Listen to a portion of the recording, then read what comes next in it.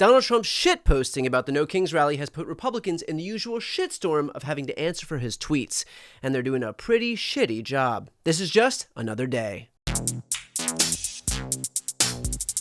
With fall finally here, I was psyched to see all the autumn colors on full display this weekend. We've got the reds, the yellows, the oranges, but it was the president himself who brought the brown. Millions of Americans took to the streets to protest the current administration and its policies. This was President Trump's response.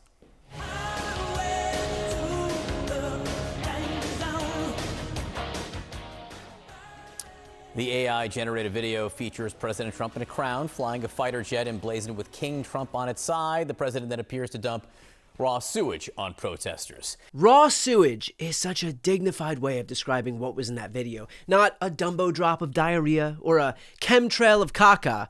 Trump went low and that reporter went high, which makes sense. Who wants to be low to the ground when there are jet loads of shit falling from the sky? But don't expect the president himself to dignify his behavior with an explanation. He leaves that literally shitty job to his surrogates. What does it say that the president of the United States over the weekend released a video of him pooping on the American people? The president uses social media to make a point. You can argue he's probably the most effective person who's ever used social media for that. He is using satire to make a point. Now, I know it might sound ridiculous to call that petty, vulgar video the most effective internet satire of our time, but you have to consider the steep learning curve Mike Johnson's dealing with. 2 years ago, he was selling cookies out of a tree. Now he's justifying the antics of the most batshit president America has ever seen. And you know what happens if he screws up. So clearly, the stakes are high. But Speaker Johnson has learned a few tricks since his time in the Keebler Forest, which is why he cleverly pivoted away from how poorly the president behaved to how poorly the protesters almost behaved. Congratulations, they didn't burn any buildings down. And frankly, he's right. Look, I think we need to have an honest conversation about the violence and vandalism the left is capable of.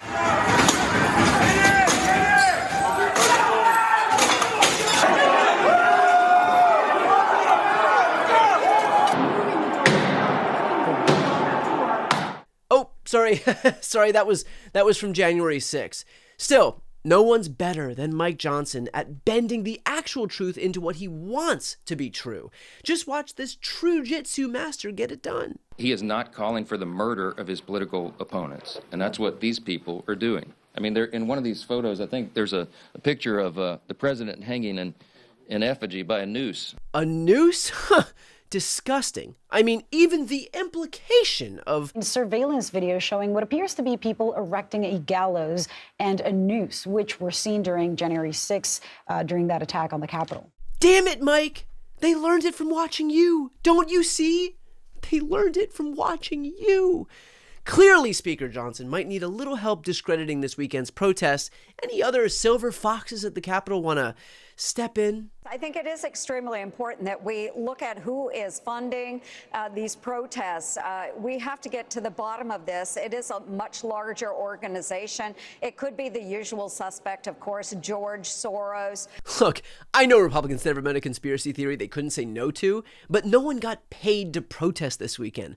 First of all, Trump himself is one of the most divisive presidents in history. And second, the weather was nice. Hell, I'll go to his Timothy Chalamet lookalike contest if it's t-shirt weather. And you know what? I'll win, because I exude his youthful blend of intensity and vulnerability. See? But if calling legitimately dissenting Americans paid political actors doesn't work, Republicans still have one last go-to tactic. And the truth is, the Marxists, the radicals, and the Islamists, the Democratic Party promoted this weekend. They cannot handle the truth. This is nothing more than a bunch of Antifa socialists and Marxists who hate democracy. I mean, you could have very well called this I Hate America campaign. And what they want is they want socialism like they have in Russia and China, where poverty is spread across everywhere. And if they want that, they can go to China or Russia. But that's not what we have here in America. If Trump dissenters really wanted to pack it up for Russia and China, Don't you think they'd be a little more psyched about the direction America's headed in? Don't you think they'd be fist pumping at all the state censorship and masked police forces disappearing people off the streets and powerful leaders trying to suppress the political commentary of comedians instead of protesting it? Because last time I checked, those are the kind of things Russia's known for. That and their draconian shirts while on horses ban. But look, getting into the weeds of whether or not this weekend's protesters had valid concerns doesn't serve Republicans. Better off just calling them stupid. They call him a king where, ironically, they're also advocating for the death of that democratically elected president. It was quite ironic, though. The irony was very glaring. They called it the No Kings Rally. But the great irony, of course, that we pointed out over and over was if President Trump was a king, the government would be open.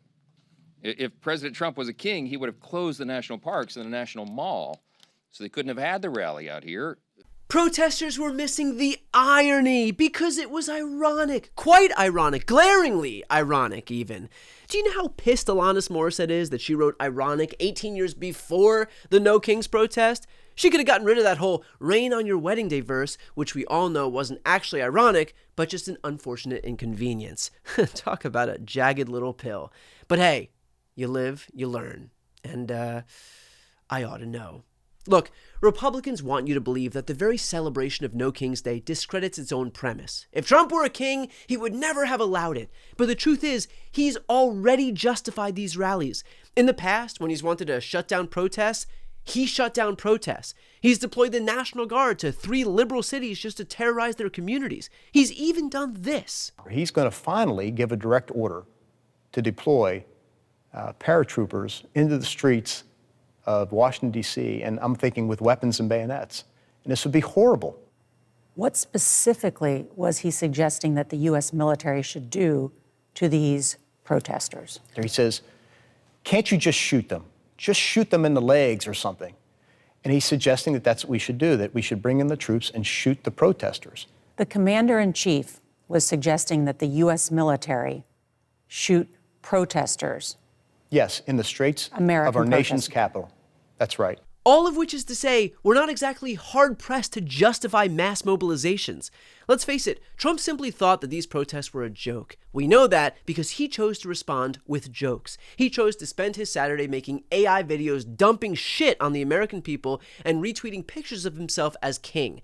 He's a master of satire, he's compelled by his gifts, but in the same way he chooses where to put his time, he's also choosing where not to put it.